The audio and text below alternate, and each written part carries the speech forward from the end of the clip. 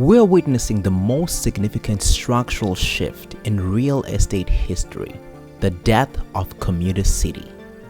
High-earning remote workers are colonizing residential zones worldwide, prioritizing lifestyle arbitrage over community stability. This isn't a temporary trend, it's a total transformation of global housing that leaves local workers behind in dust. For over a century, the Commuter City defined modern life. It was the rhythm of the industrial age. The morning rush, the evening retreat, the skyline of office towers glowing with fluorescent light. Remote work has severed the tether between labor and location. The office is no longer a place, it's a signal. And when work can be done anywhere, the gravitational pull of the city weakens. This shift is not subtle. It is cyclical, it is structural. Communities and entire geographies are being rewritten in real time. The Commuter City is dying, and in its place rises a new housing economy defined by mobility, inequality, and global arbitrage. The Commuter City was born in the late 19th and early 20th century. Industrialization concentrated factories and offices in urban cores. Workers lived in surrounding neighborhoods, traveling daily to the center. As cities grew, so did the infrastructure of commuting. Streetcars, subways, highways, commuter rail. By the mid-20th century, commuting was not just a necessity, it was an identity. The suburban dream was built on assumption of daily travel. Highways carved through landscapes to deliver millions into downtowns each morning. Rush hour became a cultural ritual. But remote work has dismantled this ritual. The COVID-19 pandemic accelerated a trend already underway. Digital connectivity replacing physical proximity. Office occupancy rates in major cities has plummeted.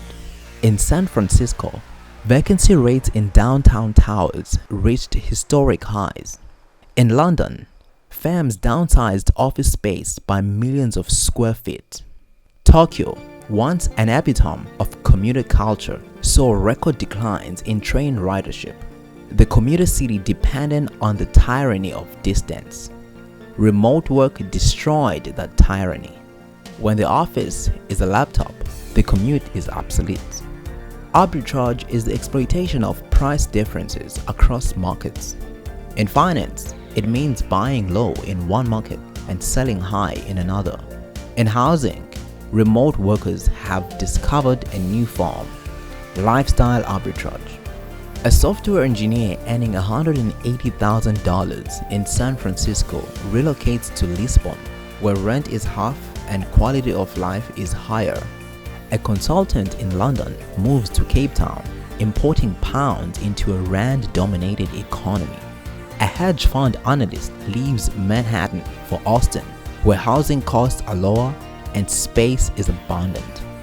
The paycheck remains global, but the expenses become local. This mismatch distorts housing markets.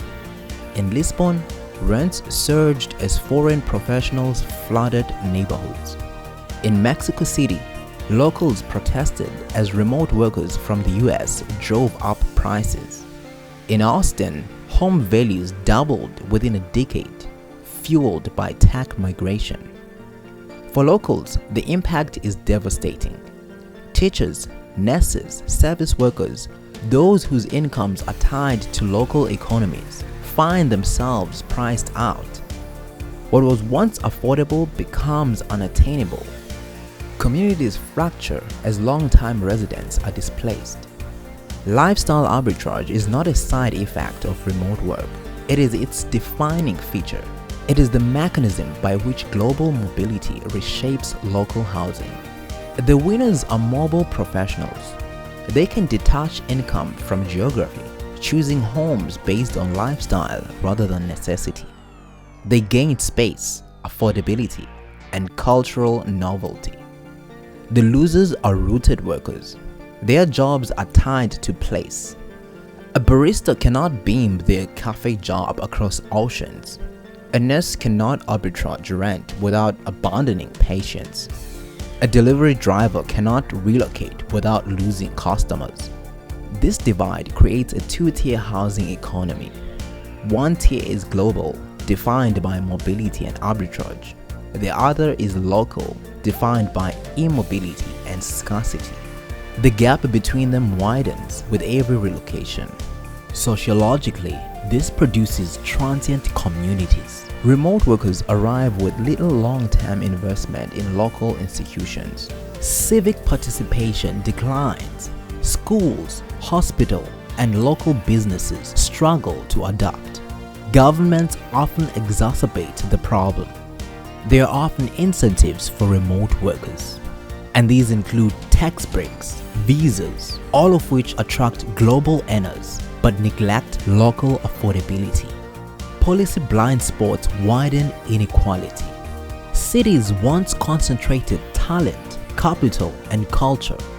They were engines of innovation defined by density, but remote work disperses power into nodes. Austin, Barcelona, Bali, Cape Town, Chiang Mai, these are not commuter cities. They are lifestyle hubs. They thrive not on local industry, but on imported wealth. Broadband, not subways, defines their geography. Local economies become dependent on global inflows. Coffee shops, yoga studios, co-working spaces proliferate. Traditional businesses decline. Cultural homogenization follows. Neighborhoods begin to look alike, shaped by the tastes of mobile elites. This is not globalization of the old sense. It is a new geography of power where digital connectivity redraws maps. The commuter city fades, replaced by lifestyle colonies. The death of the commuter city does not arrive quietly.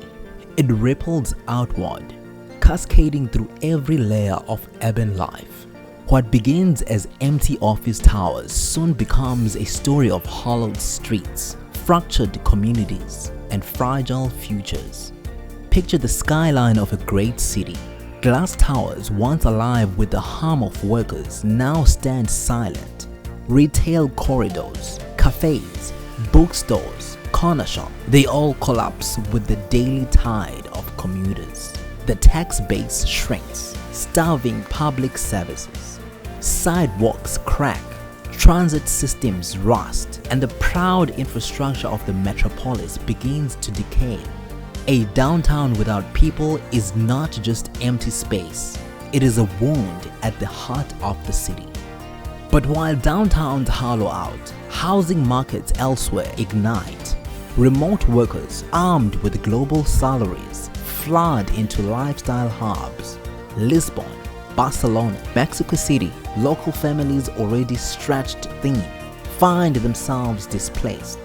Rents soar, affordability erodes, and anger spills into the streets. Protests erupt, not against abstract forces, but against the lived reality of eviction notices and impossible mortgages. The promise of remote work for many becomes a threat to their very home. And what of the neighbors that absorb this influx? They become transient, shifting, unstable. Remote workers cycle through apartments, staying for months, perhaps a year, before moving on. The rhythm of permanence weakens. Neighbors who know each other, shopkeepers who greet familiar faces, civic bonds fray. A community built on constant turnover cannot easily sustain traditions, trust, or shared responsibility. It becomes a place of passing through, not of belonging. With this charm comes cultural disruption. Traditional businesses, family-run cafes, local artisans, long-standing markets are replaced by globalized amenities. Boutique gyms, co-working spaces, and international chains rise where local identity once thrived. The flavor of the neighborhood shifts from distinctive to generic. Lisbon begins to look like Berlin, Barcelona like Brooklyn. The uniqueness of place dissolves into a homogenized landscape. eroding the cultural soul that drew people there in the first place. The consequences are not only social but environmental. As workers scatter to lifestyle hubs, sprawl intensifies. New housing developments push into rural land, straining water supplies, energy grids, and transportation networks. The carbon footprint of constant relocation grows. What was once a dense, efficient commuter city becomes a dispersed patchwork of resource-hungry enclaves. The dream of remote work meant to liberate instead accelerates ecological strain. And beneath all this lies instability. What happens when remote workers move again? Communities built on imported wealth face sudden collapse when the wealth departs. A neighborhood that thrived on digital nomads can vanish as quickly as it appeared. Restaurants close, landlords panic, and the cycle of boom and bust repeats. The commuter city may be dead, but the new order is fragile, built not on permanence, but on mobility. It is a world perpetually at risk of unraveling. Case studies illustrate the crisis. In Portugal, housing protests targeted government policies favoring foreign buyers. In Austin, affordability became a political flashpoint. In Mexico City, locals coined the term digital colonizers to describe remote workers. The commuter city's death is not just an urban issue, it is a global housing crisis. Governments around the world are scrambling to respond to the death of the commuter city. Some have turned to rent controls, hoping to keep housing affordable for locals. Others have restricted visas, aiming to slow the influx of global workers. A few have experimented with housing quotas, trying to balance demand between global earners and local residents. But so far, successes have been limited. Rent controls often backfire, discouraging new construction and reducing supply. Visa restrictions may slow inflows, but they also harm tourism and international exchange. Housing quotas face political resistance as they challenge entrenched interests in property markets. Looking ahead, several futures are possible. One is that cities reinvent themselves. Downtowns, once dominated by office towers, could be repurposed into cultural districts, creative hubs, or residential zones. Another possibility is the rise of remote enclaves. Lifestyle hubs that become gated economies, thriving on imported wealth but detached from local communities. A third scenario is hybrid. Commuter cities partially revived through flexible work, blending remote arrangements with periodic office presence. The unanswered question is whether local workers can ever catch up. Without structural reform, inequality will deepen. The divide between global earners and local labor will widen, reshaping not only housing markets but the very fabric of community lifestyle. The commuter city was the backbone of the 20th century urban life. Remote work has dismantled it. What rises in its place is a housing economy defined by mobility, inequality, and arbitrage. This is not a cycle, it is a rupture. Housing markets are permanently restructured. Communities are destabilized. Local workers are displaced. The challenge ahead is clear: balancing global mobility with local stability. Without intervention, the death of the commuter city will become the birth of a new housing feudalism. The question is not whether cities will adapt, but how societies will manage the fallout. What kind of communities do we want to build when geography no longer binds labor?